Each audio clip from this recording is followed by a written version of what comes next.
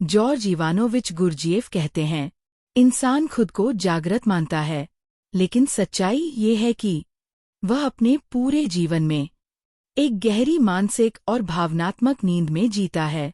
वह सोचता है कि वह अपने फैसले खुद ले रहा है, लेकिन असल में उसकी सोच, उसकी भावनाएं और उसकी क्रियाएं आदतों, परिस्थितियों और बाहरी प्रभावों द्वारा अपने आप संचालित होती रहती हैं।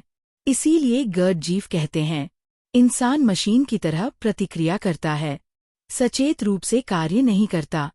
परंपरागत अध्यात्म में जागने के 3 रास्ते बताए गए हैं। पहला, फकीर का मार्ग, जहाँ शरीर को कष्ट देकर इच्छाओं पर नियंत्रण किया जाता है। दूसरा, साधु या भिक्षु का मार्ग, जहाँ भावनाओं को भक्ति और विश्वास के माध्यम से शुद्ध किया जाता है। और तीसरा, योगी का मार्ग, जहाँ बुद्धि, ज्ञान और ध्यान के द्वारा चेतना को विकसित किया जाता है। लेकिन इन तीनों मार्गों की एक बड़ी सीमा है, इनमें साधक को दुनिया से दूर होना पड़ता है। आधुनिक इंसान के लिए ये संभव नहीं है। इसी कारण गुरजिएफ ने 4th वे प्रस्तुत किया। 4th वे कहता है, घर परिवार में रहते हुए, नौकरी करते हुए, समाज और जिम्मेदारियों के बीच रहते हुए भी इंसान जाग सकता है। ये मार्ग शरीर, भावनाओं और बुद्धि तीनों पर एक साथ काम करता है।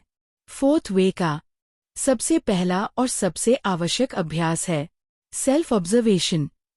मतलब, बिना आलोचना किए, बिना सही गलत तय किए, अपने भीतर चल रही हर प्रतिक्रिया को देखना। गुस्सा कैसे उठता है, डर कैसे पैदा होता है, इच्छा कैसे जन्म लेती है और विचार कैसे बदलते रहते हैं, सिर्फ देखना। जब इंसान ऐसा करता है तो उसे ये समझ आने लगती है कि उसके भीतर कोई एक स्थायी मैं नहीं है, बल्कि उसके अंदर कई छोटे छोटे मैं हैं, जो अलग अलग समय पर नियंत्रण ले लेते हैं। यही समझ धीरे धीरे ये दिखाती है कि इंसान अंदर से कितना बिखरा हुआ है, और इस बिखराव को देखना ही एक केंद्रित चेतना की संभावना पैदा करता है। 4th वे का अगला और उच्च अभ्यास है सेल्फ रिमेंबरिंग। इसका अर्थ है, जो कर रहे हो उसी क्षण खुद को याद रखना। चलते समय जानना, मैं चल रहा हूँ। बोलते समय महसूस करना, मैं बोल रहा हूँ। सोचते समय पहचानना, यह विचार मेरे भीतर उत्पन्न हो रहा है। यही निरंतर आत्मस्मृति धीरे धीरे नींद को तोड़ती है। गुरजिएफ कहते हैं, जागरूकता कोई अचानक घटने वाली घटना नहीं है, यह निरंतर अभ्यास और संघर्ष का परिणाम है।